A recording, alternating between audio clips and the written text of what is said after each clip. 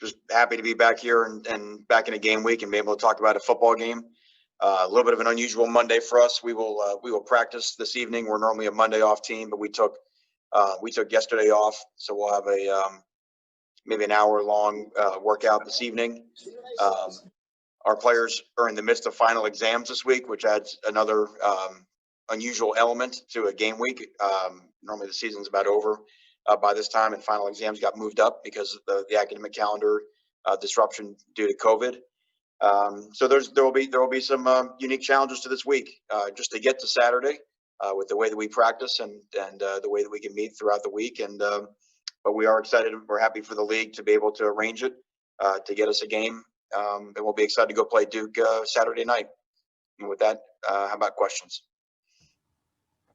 Great, thanks, Coach. We'll start with Tim Reynolds from the AP. Tim, go ahead. Hey, Manny, I have two things for you. First off, how are you feeling? I'm feeling fine, Tim. Thank you. How are you feeling? I'm feeling fine. I have not had it though, so I'm happy that you're doing well. That's the important thing. Manny, I wanted to ask you something broad. You guys are kind of an anomaly. You've done very well at home, obviously, and on the road this year. Even in empty stadiums, like the winning percentage for home teams this year in the conference is as high as it's been in the last 20 years, which makes absolutely no sense because there is no home field advantage. Is there any rhyme or reason to it, or just because you have fewer distractions now at home, maybe can you be better in that environment? Is there anything you can think of why in a year where you would think road teams would do well at home, or when road teams would do well, they just aren't for some reason? That's really fascinating. I mean, yeah, you could probably debate for a long time why that would happen. I mean, there's definitely some different challenges in traveling now than in the past, but you don't know, I always say if you can't measure it, it's hard to really figure out why, how that would factor in. I was not aware that is fascinating. I just, you definitely have to bring your own energy, you have to bring your own juice, whether you're playing on the road or at home. We've had some unique environments we played in, because we felt like when we went to, Clemson, for example, that was a pretty, I don't know how many they had in there, but that was, you still felt the crowd there, and I thought NC State did a good job too, and even Louisville. So it's just a little different every week, but that is, Tim, that's a great thing to ponder. Thanks, Coach. Next up, we've got David Furones from the Sun Sentinel. David, go ahead. Hey, Coach, a couple questions for you. First, what's preparation like this week? I mean, obviously a very unique situation, one where, it's a team that you do face usually. I mean, it's an annual game, but then this year, right before the season, when they revised the schedule, it was removed from the schedule. So is it just as simple as you dust off the old Duke file that was put on the back burner, and now you take another look at it, and just were you guys kind of maybe anticipating it once you knew what was going on with Wake and with FSU, and just how soon were you guys able to get a head start maybe on preparing for Duke?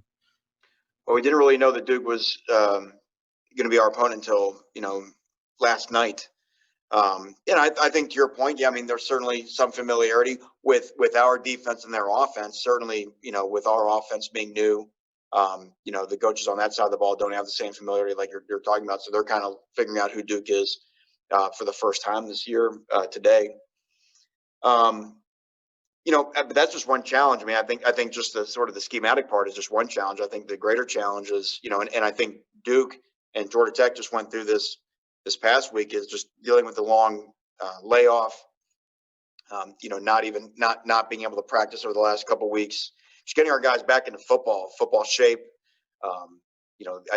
Back into contact. I mean, there's just a lot of things that are very unusual about our team at this point. And so it's got to be a very focused week, and it's got to be the players have to understand that what we're the adversity of the difference in preparation for this game than any other game that they'll ever play or that I've ever been a part of.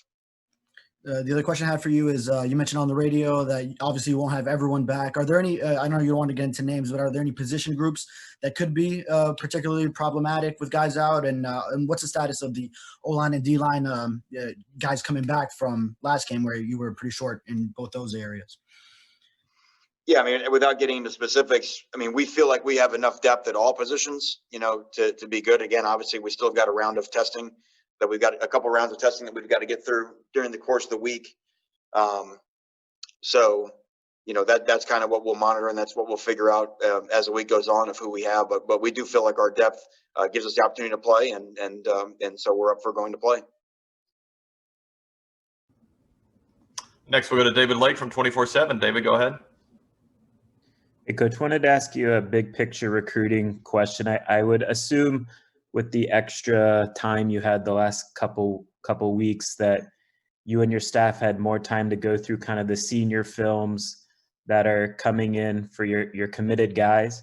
I know you can't talk about specific guys, but just in general, how good are you feeling about how the class is performing this senior year? I guess what has impressed you most about what you've seen from the class as a whole with their senior films coming in? Yeah, David, I mean, just talking in generalities, I mean, we have been very excited of what the guys have been able to do, and again, just such disruption, I mean, some players just getting 3 or 4 games, some teams having a hard time, even playing what amounts to half of a season, but you only get your senior year in high school once. And it's been fun to see the guys go out there and make the most of the opportunity. Some teams, some schools only getting to play a 2 or 3 game regular season before they got in the playoffs. Obviously, there's a tri-county playoffs going on, which is a little bit separate from the Florida deal.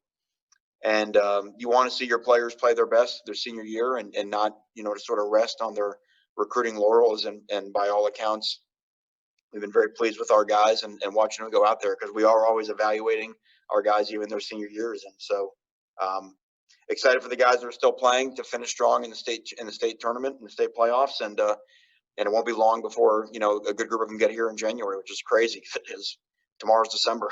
This is a weird year.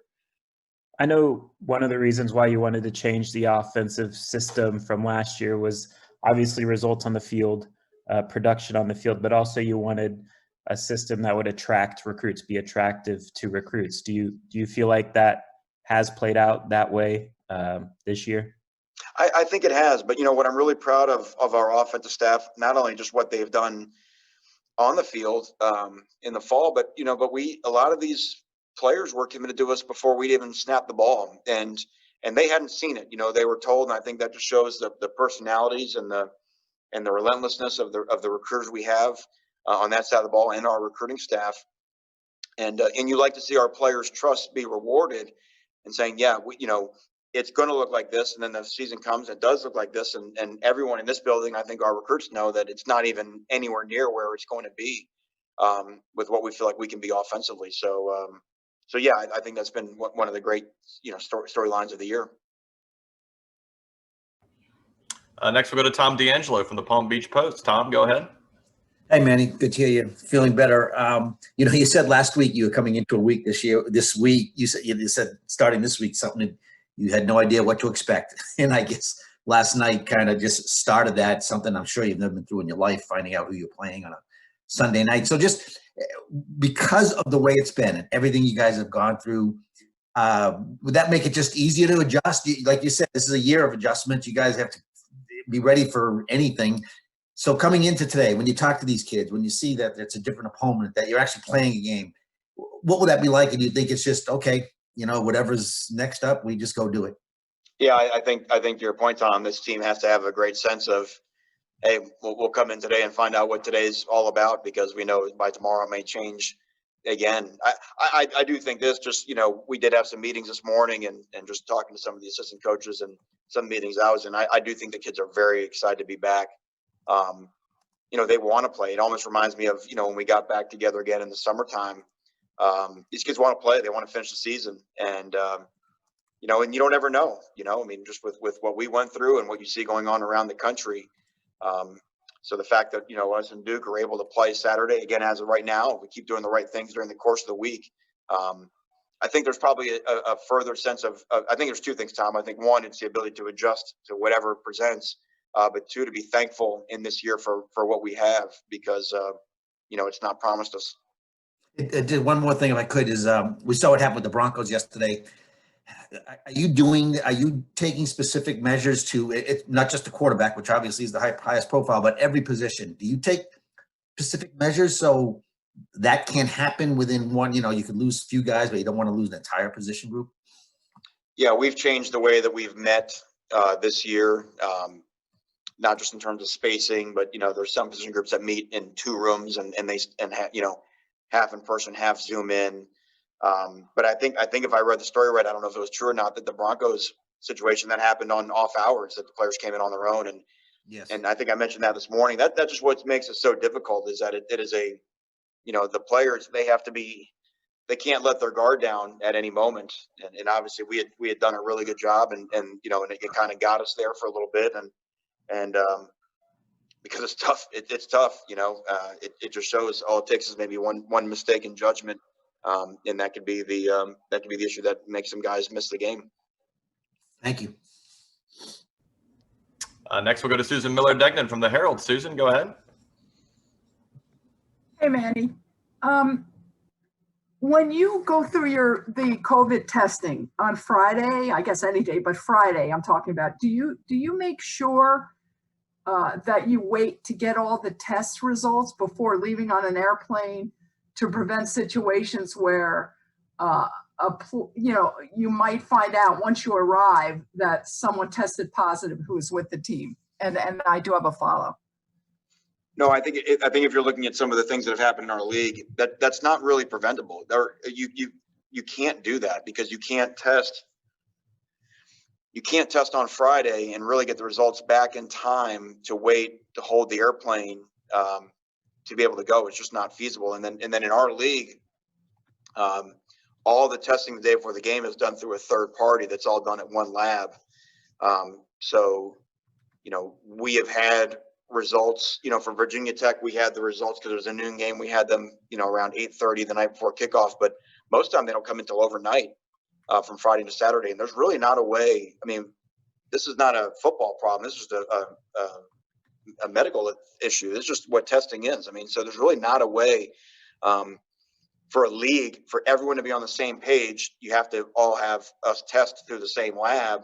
And for that to happen, just the logistics of getting those results back is going to force some teams to travel, and what happens. And it's unfortunate, but that's just the rules we all agreed on if we're going to play football in 2020. And it stinks, but it is what it is. Just before I do my follow, are they rapid tests? I'm so sorry. On Friday, I'm not sure. Are they the ones, whatever you call them, PC, or I don't know what you call them, but are they the rapid ones or the other ones that you take? They're the PCR tests that they have to go to a lab and you get the results back in, like I said, however many hours it takes. So. Okay. And then the other thing about practice, Tom was talking about position groups and stuff. How do you do in practice? You're talking about meetings, but especially with the O-line and there with the quarterbacks, how do you in practice keep them, O-line, whatever, quarterbacks away from each other? How do you practice? Well, that's been, I mean, this has been what we've been doing since July, when we had our first walkthrough in late July. What we've always said is football is football. When we have to line up in a formation and run plays, we have to do that. When we don't, our coaches are relentless about just, spread out, stay away from each other, and guys, they get that. And of course, our players will have a renewed urgency for that, just given to, the games that we've missed recently. And then I think we talked about this earlier in the year, Susan. That's why we went on the stop clock and found out exactly how much close contact happens in the nature of practice, position to position, player to player. And on the clock, we found out that's not that much. So really, it was about controlling, and has been for us, trying to control the unnecessary close contact of just people just glomming together and just being together when the game doesn't require them to be together. Thanks, Manny. Okay, got time for a couple more. We'll go to Andrea Adelson from ESPN. Andrea, go ahead. Yeah, I wanted to ask a follow-up to what Tom was asking, and we've talked about before doing everything right, having all the protocols in place, and yet coronavirus still seems to find its way in. Now that you all have gone through this, and obviously other teams are going through this right now, is there anything that you've learned throughout this process maybe that opened your eyes a little bit more that you didn't know? I think we knew it. It's kind of like, Andrew, it's like playing a game where you've got a really tough opposition, and you still are trying to do right, but the opposition is what it is, and And as I mentioned before, no amount of good behavior can make up for a mistake, or once it gets in and its ability to spread. So, I think we've learned that you've got to, you've got to always, you're right. You can't trust necessarily negative testing, because again, as we've known, and everyone's known this before we even got started, that it could be there and still test negative for a time or two. So you just look, for everybody, the safest way is you have to just assume that everybody has it, and assume you have it, and stay, out of close contact as much as humanly possible, and the mask usage and all those type things. And we're certainly going to, make sure that we double down on our efforts. You've seen the NFL do the same thing. So yeah, I mean, I think it's just when you go face to face with it, you see how really difficult it is. And then seeing some of the stories of some of the people that have had it, staff, that's why I don't like talking about individual anecdotes of having it, because we've got so many in our program, and so it's just, we've said this over and over again. It is to be taken very seriously, and we're going to try to do what we can to get through December. Next, we'll go to Barry Jackson from the Herald. Barry, go ahead. Hi, Manny. So glad that you're feeling better. Couple of things. We've seen nationally a few players opt out the last few days. Has any player informed you that they're opting out the rest of the season? And the other thing was, have you and Rhett and Garen had a chance to talk yet about Navon Donaldson and whether he's going to be simply a backup who's available to you these next couple of weeks, or whether you guys want to open up the guard competition for him to compete with Ja'Kai and DJ Scaife? To answer your first question, no one on our team has opted out for the season. And then in terms of, moving Navon in, I think we just got to get on the grass today and find out exactly where we're at and where Navon's at. Even his ability to play in the Virginia Tech game would really been his first action. And then the hardest part, Barry, is just, even when you talk about open competition, I mean, how are we going to be able to practice this week? The limitations on our practice week are going to be difficult for anybody to really. There's only so much, rock'em sock'em robot you can do out there on the grass this week because of the different guys we have coming back and sort of different stipulations on different players. So we will do what we always do. We're going to put the 5 best guys out there, or the 11 best guys out there that we feel like give us the best chance to win. We're happy we have Navon back. He's worked really hard through his rehab to get back to this point, and as the week goes on, we'll look at what role we feel like he can play on Saturday and beyond. Thanks, Manny. We'll wrap up with David Wilson from the Herald. David, go ahead. Hey, Manny. The rust factor feels like it's probably basically impossible to account for just because everyone responds differently to that much time off. But are there certain things you're doing in practice this week or game plan wise to try to, get over that, make up for that inevitable issue? Well, I don't know what I'd love to know what play call takes advantage of, that bypasses rust. No, I mean, I think what we will talk to our team about is, I mean, the only thing that is anyway similar is a bowl game where you have, a long layoff, but it's not a bowl game because you haven't had a normal week you haven't had your normal bowl practices like you would normally have. So to me, the thing that stand out is number one, tackling, right? Because you haven't tackled in a long time. Conditioning, obviously just that in that football shape conditioning, which we've tried to do with what we could do with what we've been able to do over the last couple of weeks. We've tried to manage it any way we can. Special teams, either just because of disruption on the depth chart or just again the timing of special teams, like you normally see it in openers and in bowl games, I think are always really important. And then turnovers, because and I think you saw all of this in the Duke Georgia Tech game on Saturday night. I keep saying it. We have to stop acting like they're not normal. And I'm not saying on the call we're acting that way, but just these games are not normal due to the preparation. And people are not, when you take 3 weeks off, people are just, they're not, the ball's not being attacked. You know what I mean? And so things like turnovers, ball security, as I mentioned with the tackling and conditioning, I think those are the things that you really double down on. So maybe the real answer, David, is you try as hard as can to double down fundamentally to make yourself hard to beat and hope that, that the scheme will take care of, the scheme will look better if the fundamentals are better. Then practicing, you've obviously said a couple of times it's not going to be a normal week. Is there anything specific that you can't do this week just because of numbers or certain, does practice have to be shorter because guys aren't going to be in great condition? You got to kind of build them back up. It's not what you can't do. It's who can do what you can normally do. So I think that's a different thing. I think we've got, we don't have, normally you've got one team of all these guys that can just do whatever's on the practice schedule. And I think as it goes now, you've got these amount of guys that can do this. You got some guys that maybe can't do that on Monday, but they can on Tuesday, or they can on Wednesday, and so on and so forth. So I think that'll be that'll be the part that'll be interesting. Just, everybody getting what they can get to make sure that they're ready to go on Saturday night.